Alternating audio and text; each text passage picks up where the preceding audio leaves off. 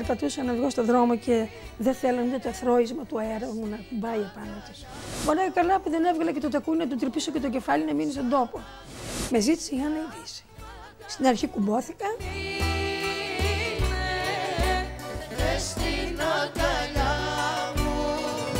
Η Μαριό ξεφυλίζει μπροστά στην κάμερα της εκπομπής μας το βιβλίο της ζωής της. Όπως εξομολογείται, ήταν κοριτσάκι όταν κατά τη διάρκεια ενός παιχνιδιού κρύφτηκε στην αυλή ενός τεκέ και τότε ήταν η πρώτη της επαφή με το ρεμπέτικο. Στο κρυφτό που παίζαμε, πρώτη φορά ξέφυγα και πήγα σε εκείνη την ανηφορίτσα που βγαίνει στη Λεωφόρο Στρατού και πήγα να κρυφτώ σε εκείνη την αυλή. Με το που μπαίνω στην αυλή, τρώω μουρά, αλλά μου έρχεται στα αυτιά μου ένας ήχος, μια παράξενη μελωδία που δεν την είχα ακούσει ποτέ. Και κάποια στιγμή ακούω έναν που φωνάζει και λέει μια γυναίκα: «Τι λες βρε άντρα μου, το παιδί θα πετάξει από το παράθυρο». Εγώ νόμιζα ότι είναι αλήθεια αυτό. Και πήγα κοντά να δω ποιος θα πετάξει το παιδί. Και βέβαια κάτω από τα κουρτινάκια πρόσεξα ότι υπήρχε ένα γραμμόφωνο και να νούριζε η Ρόζα Ισκενάζη το παιδί της. Υπάρχει αυτό το βινίλιο, 78 στροφών. Και κάθεσα και αυτό μου προξένησε την περιέργεια γιατί ότι είναι κάτι αληθινό, θα συμβεί εκείνη την ώρα. Και αρχίζω να κλαίω. Ήταν το πρώτο άκουσμα που άκουσα και με άγγιξε. Με άγγιξε γιατί, δεν ξέρω, μετά περάσανε χρόνια και νόμιζα ότι αυτό το τραγούδι που άκουγα ήταν μια αλήθεια. Και αυτό ήταν που με καθήλωσε εκεί. Έμεινε εκεί. Ο μπαμπάς μου, η μαμά μου, νύχτωσα. Πού να φύγω. Έγινε μια φασαρία, σηκώθηκαν η γειτονιά. Θανάση τη θέση, η Μερούλα έφυγε. Χάθηκε η Μέρη. Πού πήγε η Μέρη. Κάποια στιγμή κατηφορίζω γιατί νύχτωσε πια. Και τότε δεν είχε και πολλά φώτα. Οι γειτονιές ήταν σκοτεινές. Και φτάνω στο σπίτι και ήταν το πρώτο ξύλο που έφαγα.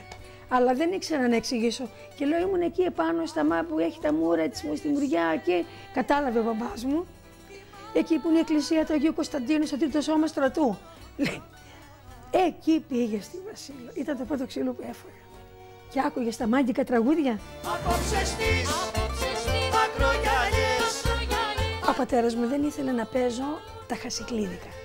Αυτά που μιλάγανε για φυλακές, τα πολύ βαριά ρεμπέτικα τραγούδια.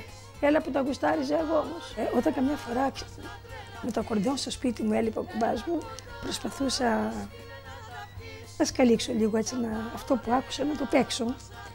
Μόλις ερχόταν ο μπαμπάς μου, η αδελφή μου η Ζωζό, μπαμπά, σήμερα η Μέρη πάλι έπαιζε εκείνα τα λύτικα τραγούδια. Άρχιζε πάλι ο μπαμπάς μου. Δεν θα τα ξαναπαίξεις, δεν θα τα ξαναπαίξεις. Ίσως ο τρόπος του να με έκανε να αντιστραφώ και να φτάσω στο σημείο να κάνω αυτό που γουστάριζα εγώ. Πάμε τσάνκα πέρα στο μπαξέ τσιφλίκι, κουκλά μου γλυκά απ' τη Θεσσαλονίκη. Εκτός από πιάνο και αρκοντεόν, η Μαριό σπούδασε και οικοκυρικά, γιατί την ενδιέφερε, όπως λέει, η οικογένεια. Όμως, ποτέ δεν σταμάτησε να λατρεύει το τραγούδι. Το 1963 γυρνάει στα πανηγύρια με τον Χριστό Νικολόπουλο και ένα χρόνο αργότερα, αφού έχει συνεργαστεί με τον πατέρα της, ξεκινάει τη δική της πορεία. Πότε ήταν η πρώτη φορά που μπροστά σε κόσμο τραγουδήσατε ρεμπέτικο? Πρώτη φορά που τραγούδισα ήταν το 1964 το χειμώνα. Όταν αφήσατε πια τον πατέρα σας? Τον πατέρα μου, ναι. Τα ξένα χέρια είναι μαχαίρια. Σβήνω απ' το ποτό, μάνο σας σε νιώθω, αχ Ζαΐρα μου γλυκιά. Το 1967 έρχεται η συνεργασία με το δάσκαλο του ρεμπέτικου Μάρκο Βαμβακάρη. Ήμουν αλεχόνα στη Μαρίνα 20 ημερών, ζήτησα δουλειά, μου δώσανε, έπαιζα και ακορντεόν. Ο Μάρκος ο Βαμβακάρης όταν μου είπαν θα είναι εκεί πέρα, εγώ ένιωσα Θεός, ξέρεις τώρα. Σήκωσα και το ανάστημά μου, θα ακούσω ρεμπέτικα, εδώ είμαστε φίλοι. Δηλαδή ήταν μαζί μου και ο Γιάννης Φλωρινιώτης τότε, όταν ήρθε ο Μάρκος στις πρόβες. Έπαιζα ακορντεόν κάποια στιγμή έτσι για το δικό μου πρόγραμμα και λέω: ωραίο ακορντεόν παίζεις, μου λέει. Λέω: ευχαριστώ, ρε δάσκαλε, χαίρομαι πάρα πολύ. Ξέρεις, και κοκκίνιζα κιόλας. Μόλις του είπα ότι θέλετε να σας κάνω σεγόντα, να τραγουδήσω. Βεβαίως θα με κάνεις. Και έλεγε τη Φραγκοσυριανή και του έκανε φωνητικά. Έζησα ένα όνειρο που δεν το πίστευα και ούτε θα το έβλεπα και στο όνειρό μου. Να είμαι δίπλα σε έναν μεγάλο δάσκαλο, στον πατριάρχη του ρεμπέτικου. Ζαΐρα λάμπει σαν αστέρι στην Αράπια. Η Μαριό διάλεξε το ρεμπέτικο δρόμο σε μια άκρο συντηρητική εποχή. τότε που οτιδήποτε παρέκλεινε από τη μάζα ήταν δακτυλοδεικτούμενο. Απάνθρωπα και σκληρά. Απάνθρωπα και σκληρά. Μιλάμε ότι δεν μπορούσες να βγεις στη γειτονιά. Σε βλέπανε με μισό μάτι, σε βλέπανε πονηρά, σε βλέπανε ότι είσαι ο μεγαλύτερος εχθρός εκεί που ζεις μαζί τους. Φοβότανε τις οικογένειές τους, μήπως χαλάσω τα σπίτια τους, μήπως μπλέξω με τον άντρα τους. Έβγαινε προς τα έξω ότι είναι πονηρή δουλειά. Δηλαδή είναι ένα καμουφλάρισμα, ένα καμουφλάζ σε αυτό που κάνουμε. Ενώ δεν είναι αυτό που κάνουμε κάτι άλλο. Πόσο μάλλον αυτό με εκνεύριζε. Τώρα, τι να σου πω, περπατούσα να βγω στον δρόμο και δεν θέλανε ούτε το θρώισμα του αέρα μου να κουμπάει επάνω τους. Δηλαδή, όσο τα θυμάμαι, λέω πώς ήταν έτσι ο κόσμος τότε. Τι αντίληψη είχε, δεν μπορώ να σου το περιγράψω, δηλαδή ήταν φρικτό. Όπως μας εξομολογείται, έζησε και δύσκολες καταστάσεις με σεξουαλικές παρενοχλήσεις, τις οποίες όμως κατάφερε να αντιμετωπίσει.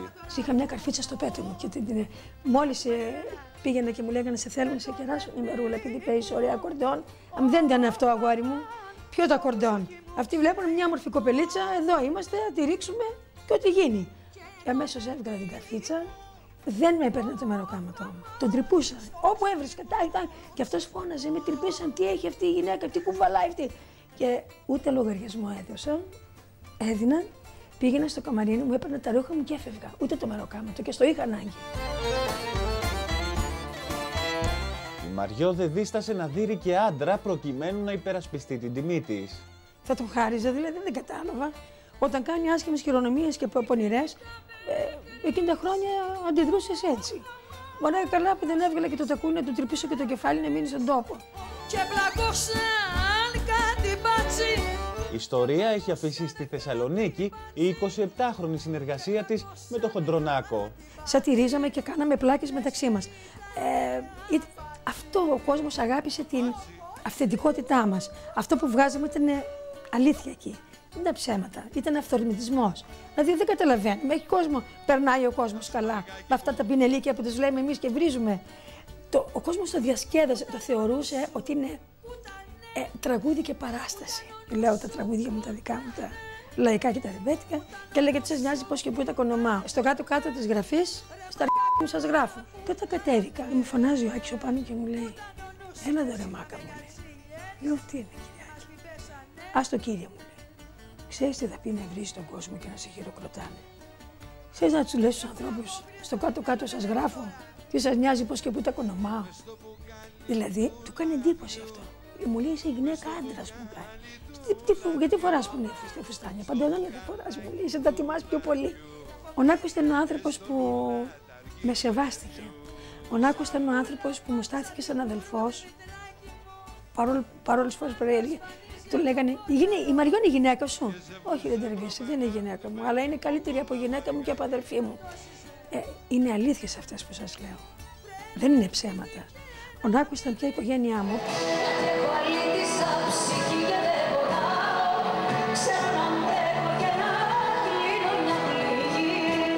Φέτος η Μαριό είναι από Πέμπτη έως και Κυριακή στη Μαγιοπούλα στην Κεσαριανή. Όμως έκανε την έκπληξη αφού συνεργάζεται με την Άννα Βύση. Με ζήτησε η Άννα η Βύση.